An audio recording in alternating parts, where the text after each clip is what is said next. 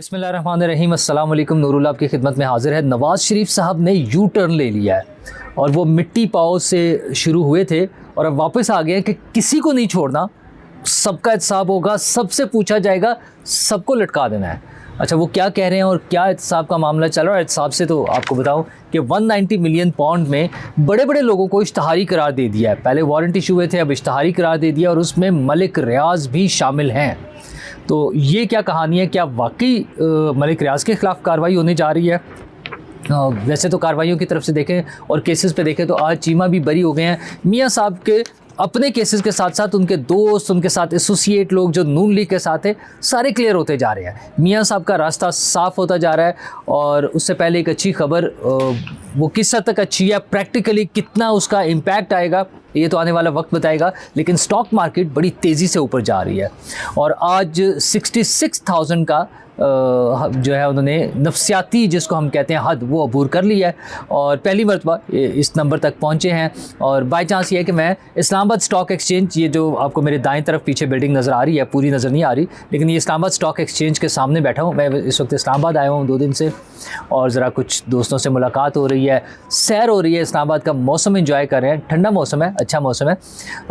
Stock exchange में मैंने पहले भी 1-2 मरतबा आपसे बात की कि अभी बहुत पोटेंशियल है हमारे ग्रोथ के हवाले से। अगर हम देखें तो ये मुझे लगता है कि तकरीबन कोई 100,000 तक भी जा सकता है नंबर, हमारी इकॉनमी और हमारी टोटल वॉल्यूम्स देखें, क्योंकि जितना रुपये डी वैल्यू हो चुका था उसके बाद ये प्रॉबिलिटी थी, लेकिन अनसर्टेनिटी ज़्यादा थी, कोई काम नहीं चल रहे थे, इस वजह से शायद लोगों को इन्वेस्टमेंट नहीं हो रही थी।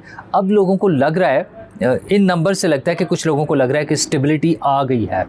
अच्छा, काम तो हो रहे हैं लेकिन पॉलिटिकल स्टेबिलिटी किस हद तक आ गई है, कहाँ तक हुई है, ये तो इलेक्शन होंगे तो पता चलेगा, जिसके ज़ाहिर है काफ़ी इम्कानात हैं कि हो जाएंगे।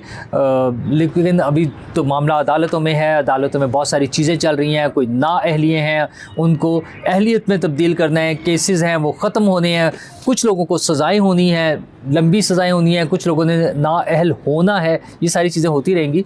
लेकिन अदालतों में एक बड़ा अहम केस जो है वो 190 मिलियन पाउंड का है।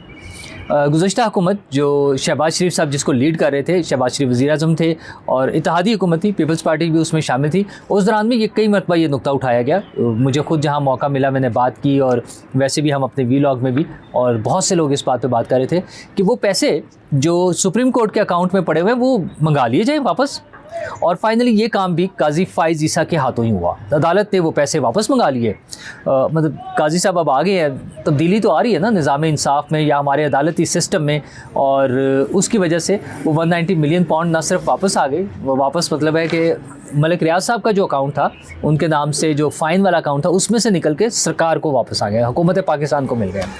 लेकिन साथ ही केस भी चल पड़ा 190 मिलियन पाउंड वाला, और उसमें बड़े बड़े नामों को ना सिर्फ पहले वारंट हुए इशू, अब वो इश्तहारी भी करार दे दिए गए हैं। और उनमें सबसे बड़ा नाम है मलिक रियाज का। जनाब मलिक रियाज साहब इतनी बड़ी पर्सनालिटी हैं, इतनी बड़ी शख्सियत हैं कि उनका नाम भी ट्रेडिशनली जो हमारा रिवायती मीडिया है उस पर नहीं आता।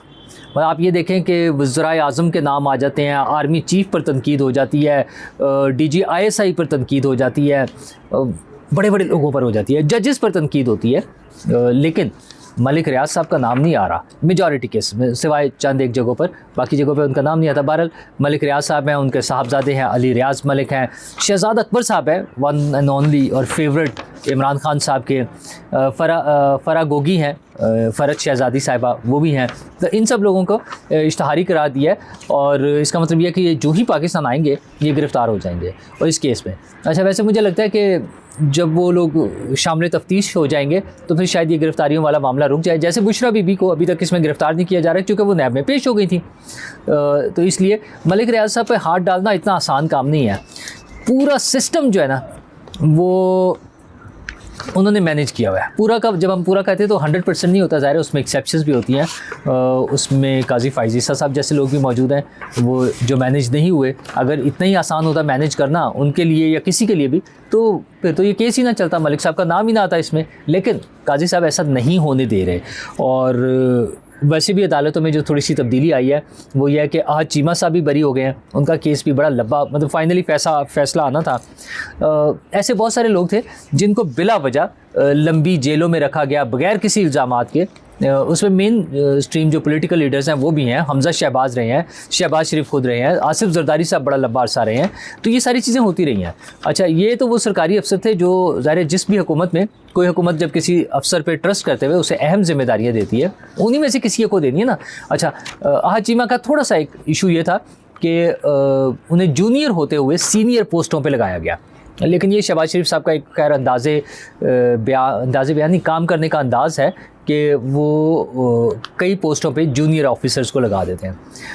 उस पर तनकीद भी होती है। तनकीद ये होती है कि शायद वो जूनियर ऑफिसर फिर 100% बॉस की मर्ज़ी के मुताबिक चलता है। वो अपनी मर्ज़ी करना या कहीं भी मेरिट्स पे कॉम्प्रोमाइज़ भी कर सकता है, क्योंकि उसको पता होता है कि ये सीट मुझे फेवर के तौर पर मिली है, वो डिज़र्व नहीं कर रहा होता। लेकिन कुछ लोग वाकई वो इतने bright, shining, extra ordinary performance देने वाले होते हैं कि जो टॉप बॉस होता है, वज़ीर आला, वज़ीर आज़म या जो भी, वो समझता है कि यार ये आदमी ज़्यादा बेहतर परफॉर्म कर सकता है, तो इसलिए उनको लगा देते हैं।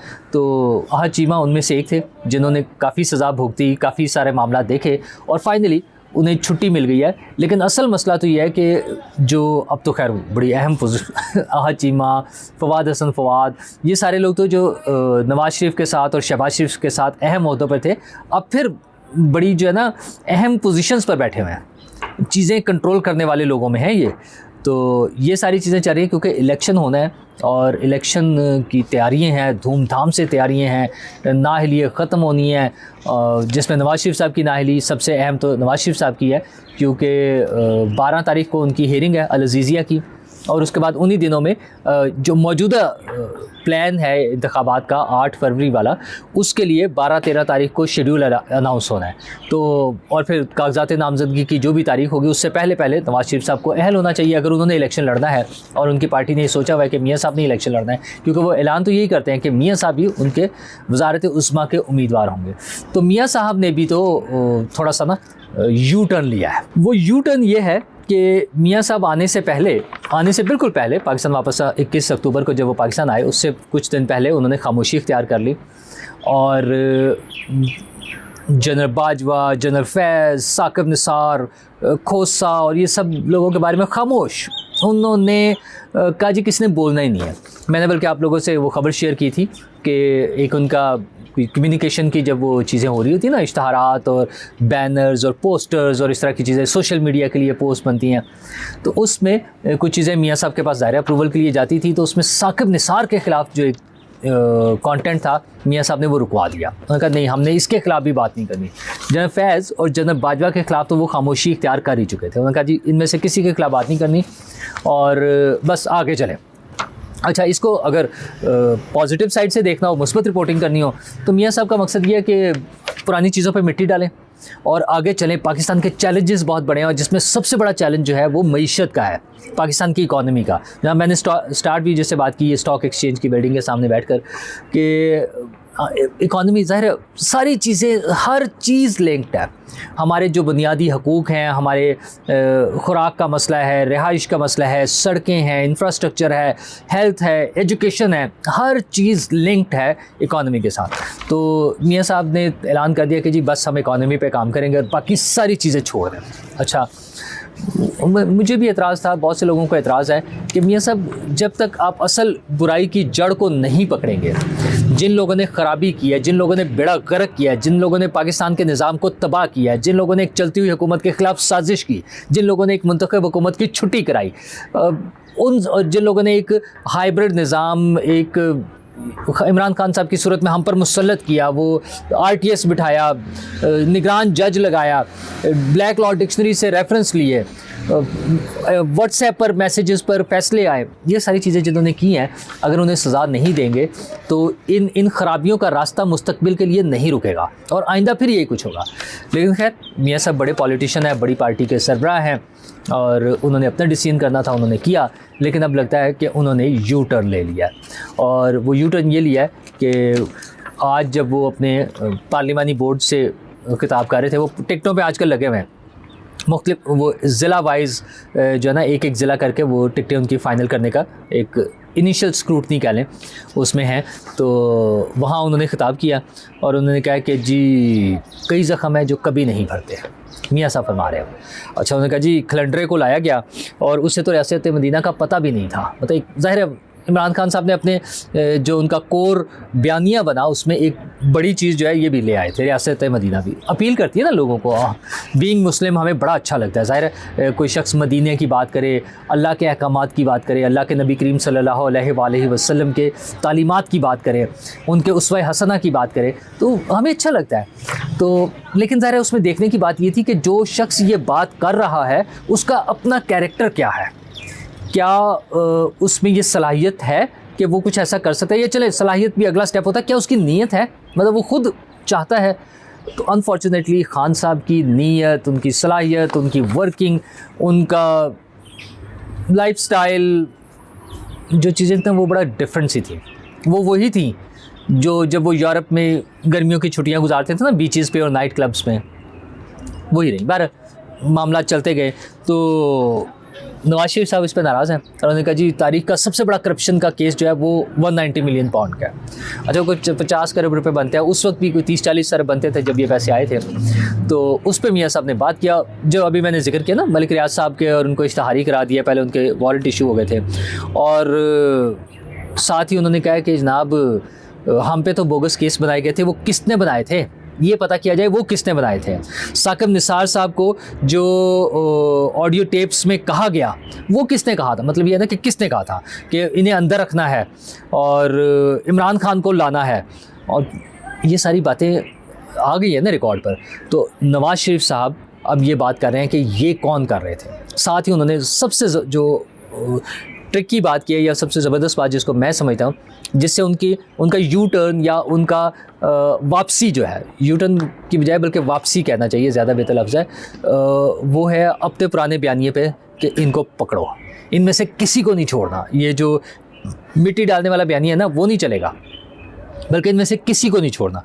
और वो कह रहे हैं कि हमारा मुतालबा जो है वो सिर्फ हुकूमत बनाना नहीं है, हम दूध का दूध और पानी का पानी चाहते हैं। अच्छा, दूध का दूध और पानी का पानी का मतलब है जनरल फैज़ हमीद, जनरल बाजवा, साकिब निसार, इन सबको लटकाना चले थोड़ा सा ज़्यादा हो जाएगा, बाद में सही।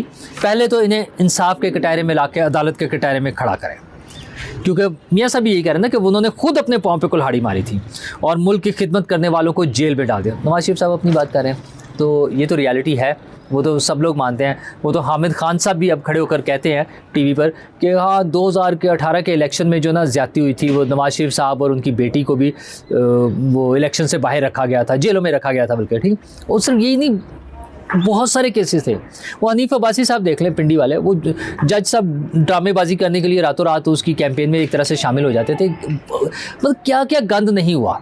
तो नवाज शरीफ साहब की वापसी हो गई है और मेरा ख्याल है वो अपने पुराने बयानिए पर आने वाले हैं, बल्कि आ गए हैं कि वो जो लोग रिस्पॉन्सिबल हैं, वो जो ऐसे शुरू हुए थे ना कि मुझे क्यों निकाला, तो वो जो निकालने वाले, वो जो रिस्पॉन्सिबल हैं, उन सब को पकड़ो, उन सब को लटकाओ। इसका फ़ायदा क्या होगा या नुकसान क्या होगा? फ़ायदा इसका ये होगा कि आइंदा के लिए इस तरह की गैर आइनी और गैर कानूनी जो इक़दामात हैं वो रुक जाएंगे।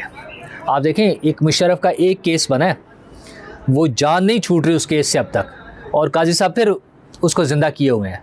तो आइन और कानून के मुताबिक जब चीज़ें चल रही होंगी तो आइंदा लोगों को एहतियात करनी पड़ेगी, अपने जज्बात को, अपनी ख्वाहिशात को काबू में रखना होगा, आइन और कानून के मुताबिक चलना होगा। और वहाँ पर सिर्फ एक दरख्वास्त फिर इन पॉलिटिशियन से, हमारे सियासी रहनुमाओं से, कि हुजूर आप आइन और कानून की पासदारी चाहते हैं, आप चाहते हैं कि आइन और कानून की अमलदारी हो, आइन और कानून के मुताबिक फ़ैसले हों, हुकूमत को हटाने की बजाय उसको आइन और कानून के मुताबिक अपनी टर्म पूरी करने दी जाए। एग्रीड 100%। हुजूर उसी आइन और कानून में मेरा, ये हमारे सुनने वाले सब लोग, हम 25 करोड़ लोगों के भी हकूक़ लिखे हुए हैं। सेहत, तालीम, इंफ्रास्ट्रक्चर, साफ़ पानी, इंसाफ, ये सारी चीज़ें 25 करोड़ लोगों की ज़रूरत है और ये आइन में लिखा हुआ है। उस आइन में जिसके मुताबिक आप वज़ीर आज़म बनना चाहते हैं, जिसके मुताबिक तमाम पॉलिटिकल पार्टीज़ हुकूमतें बनाना चाहती हैं, जिसके मुताबिक तमाम पॉलिटिकल पार्टीज़ ये चाहती हैं कि जब हम हुकूमत में आ जाएँ तो कोई हमें तंग ना करे और हमारी टर्म पूरी होने दी जाए। आपकी टर्म ज़रूरी पूरी हो, लेकिन 25 करोड़ आवाम की ज़िंदगी की टर्म जो है उसको भी आसान रहने दें, वो भी पूरी होनी चाहिए। शुक्रिया।